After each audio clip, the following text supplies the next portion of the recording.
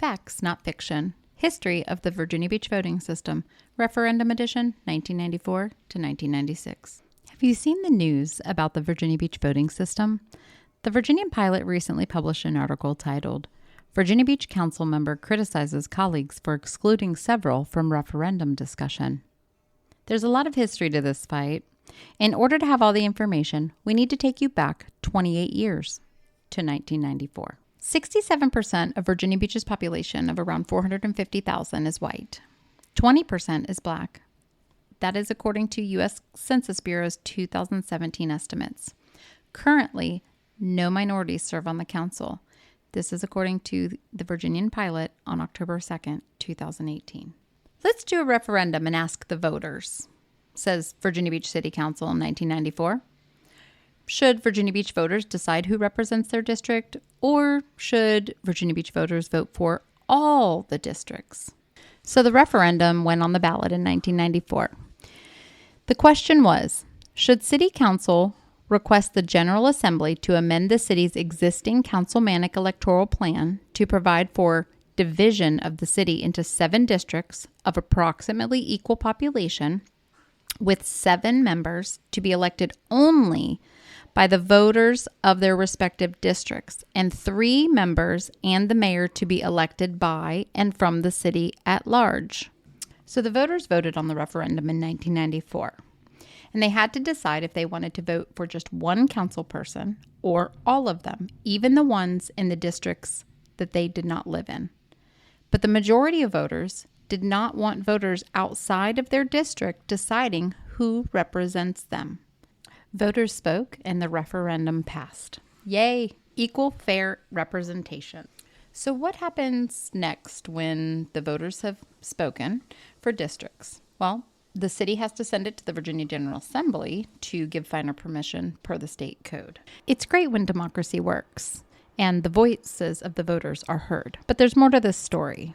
Delegate Bob Tata and Delegate Bob McDonnell, who would become our future governor, presented the bill in the 1995 legislative session. Here it is. This is the House Bill number 1593, offered on January 11th, 1995, that Delegate Tata sponsored with Copeland and Bob McDonnell. But then the Senate didn't pass it. The voters voted, and we had support to institute it, but Senator Ken Stolley from Virginia Beach didn't want to give up power. Senator Stolley eventually became Sheriff Stolley of Virginia Beach, and his sister is currently a senator. His brother is a former delegate, Chris Stolley, and his other brother is the Virginia Beach Commonwealth Attorney, Colin Stolley. It's a real family affair here. Senator Stolley thought that the voters just didn't understand the question. So he said, we have to ask them again, and we'll change the question to make them vote how we want. February 16th, 1995, Senator Stolley presented an amendment to House Bill 1593. The amendment requested a new referendum to be presented to the voters during the municipal elections in May 1996. This was at the behest of Will Sessoms and John Baum, sitting members of Virginia Beach City Council. They knew they had the votes to approve the wording of the referendum questions. 2 years after the voters had already thought they settled this matter, they are presented with 2 questions. The first is if the 7 boroughs should be approximately equal populations. The second question was whether the council member should be elected by the qualified voters of that borough rather than at large. At large means they would serve an entire governmental unit, the whole city of Virginia Beach, rather than by subdivisions of the unit, districts or boroughs. The way they worded the second question was intentionally confusing. The voters had already said in 1994 they didn't want other citizens voting for council members if they didn't live in their district. The city council approves the question with this little advertisement. If you wish to vote for all 11 council seats, vote yes. If you prefer to vote for only 5 of the 11 council seats, vote no. What? This could not have passed, right? Let me explain how this works and why it was important for the status quo, the people with the power, to keep the voting system the same.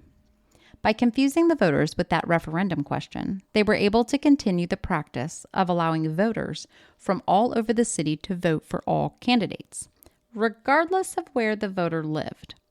So, if you live in a wealthy, mostly white neighborhood of Bay Colony, you could vote for the candidates that will represent the largely minority district of College Park. How does that affect the voters? In 2016, Councilwoman Dr. Amelia Ross Hammond lost her re-election. She could have won her district, but because voters across the city could vote in her district, she lost.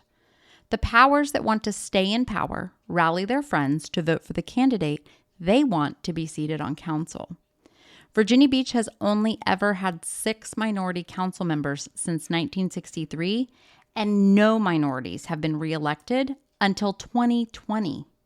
To recap, Virginia Beach City Council asked the voters by referendum in 1994 about fair electoral districts, and the voters overwhelmingly voted yes. But politics and power got in the way, so they intentionally wrote the referendum in 1996 for fair districts to fail. This is such a toxic city. Watch for our next video explaining the Holloway versus City of Virginia Beach case on voting rights. We will explain in detail how a judge ruled the City of Virginia Beach has been violating the Voting Rights Act of 1965 since, 1965. Thank you for watching. Knowledge is power. It's time to start paying attention. We need to inform others, and together we can make a difference.